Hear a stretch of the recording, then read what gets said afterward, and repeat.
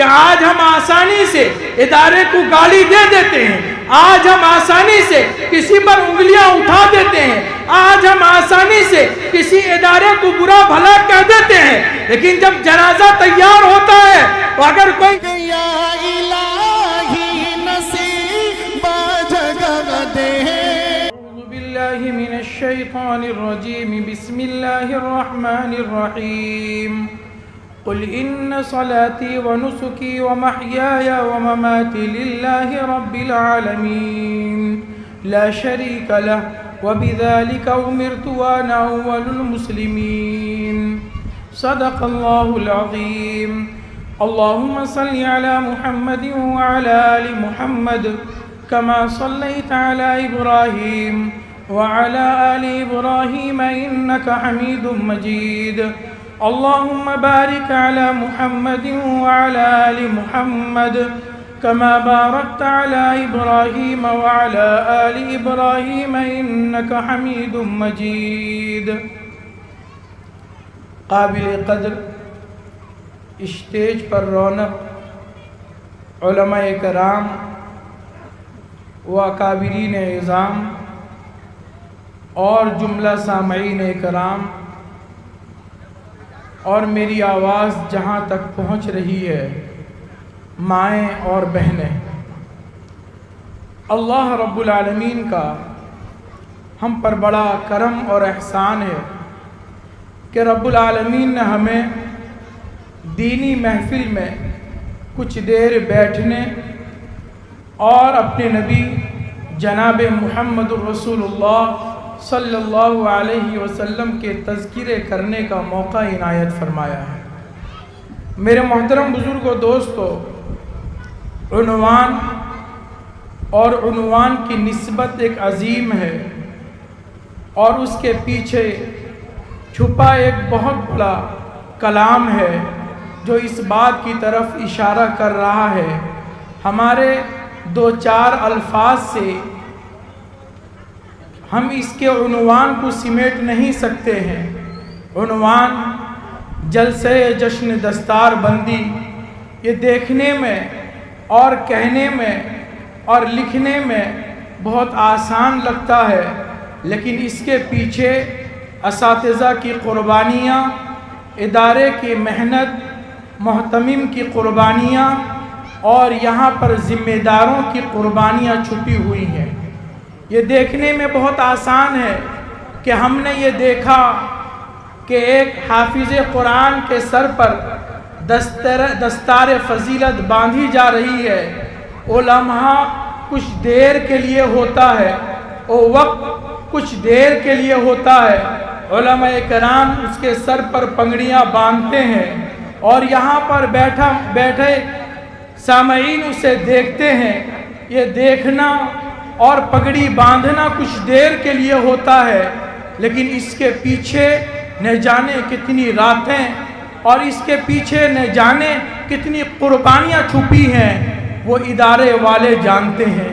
ہم یہاں آئے ہیں، اسی نسبت سے آئے ہیں کہ ہمیں بلایا گیا ہے کہ جلسہ دستار بندی کے عنوان سے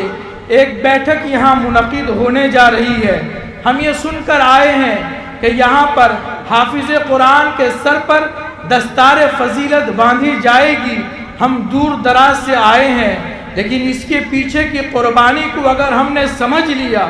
اس کے پیچھے کی قربانیوں کو اگر ہم نے اپنے سینے پہ بٹھا لیا، ہمارے دل و دماغ اگر اس کے پیچھے کی قربانی کو سمجھ گئے، تو میرے محترم بزرگوں، دوستو، یہ سمجھیے کہ آج کے بعد ہمیں قرآن کے حافظ بنانے میں، فیصلے لینے میں کوئی دیر نہیں لگے گی۔ ہمارے علاقے سے حافظ قرآن روز بروز پیدا ہوں گے۔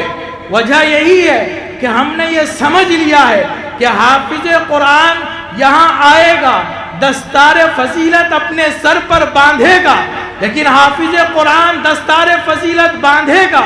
اس کے لیے کچھ لمحہ خرچ ہوگا۔ پگڑی باندھنے میں 5 سے 10 منٹ کا وقت خرچ ہوگا، جلسے میں گھنٹے سے 2 گھنٹے کا وقت خرچ ہوگا۔ وہ حافظ قرآن کو حافظ بنانے میں اس کے استاد کی جو قربانی ہے، اس کے محتمم کی جو قربانی ہے، اس کے علاقے والوں کی جو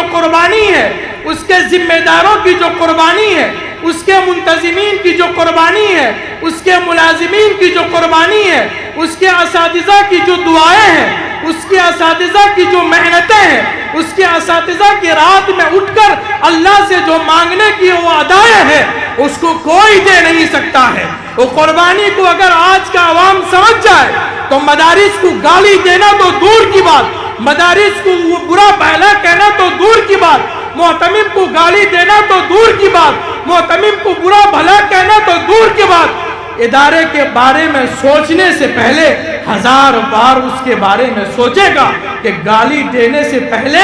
ادارے کے بارے میں ضرور سوچے گا۔ آج پریشانی اسی بات کی ہے، آج ہمارا المیہ اسی بات کا ہے،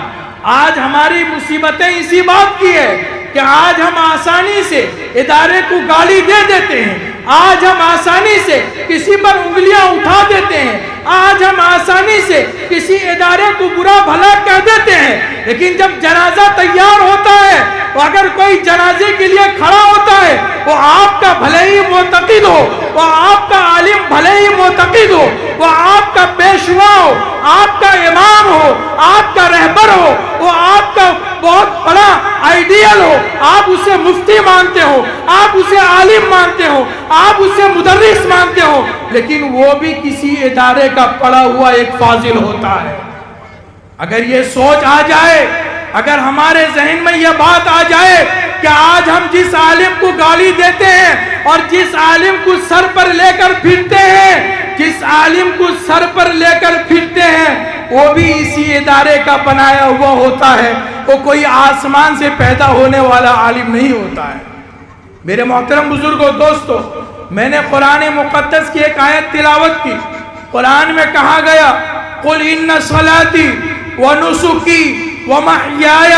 وَمَمَاتِي لِلَّهِ رَبِّ الْعَالَمِينَ، اے نبی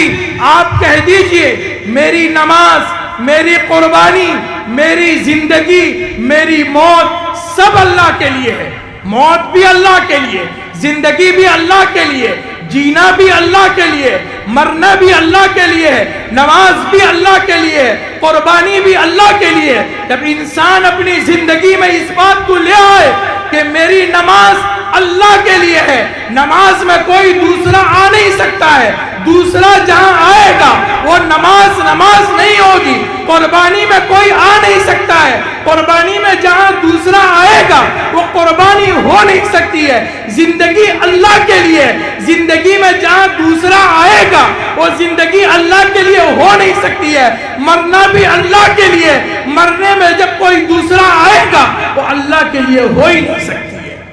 اسی لیے میرے محترم بزرگوں، دوستو، یہ ادارے اور یہ ادارے کی قربانیاں، ادارے اور ادارے کے پیغام یہی ہے کہ زندگی میں ہماری جانب سے علماء کی قدردانی ہو، ادارے کی قدردانی ہو، ادارے میں پڑھنے والے بچوں کی قدردانی ہو، اداروں کے اوپر انگلی جو اٹھتی ہیں اس سے ہم اپنے کو بچائیں، اپنے رشتہ داروں کو بچائیں، اپنے تعلقات والوں کو بچائیں۔ یہ ادارے باقی ہیں تو ہمارے سروں پر ٹوپیاں باقی ہیں، اگر یہ ادارے جس دن ختم ہو گئے ہمارے سروں سے ٹوپیاں بھی اتر جائیں گی۔ یہ ادارے کی قربانیاں ہیں کہ ہمارے سروں پر ٹوپیاں نظر آ رہی ہیں۔ میں بس یہی درخواست کروں گا جامعہ عمر فاروق کے اس عظیم الشان جلسہ عام و جشن دستار بندی سے یہی پیغام دینا چاہوں گا کہ ہمارے رشتے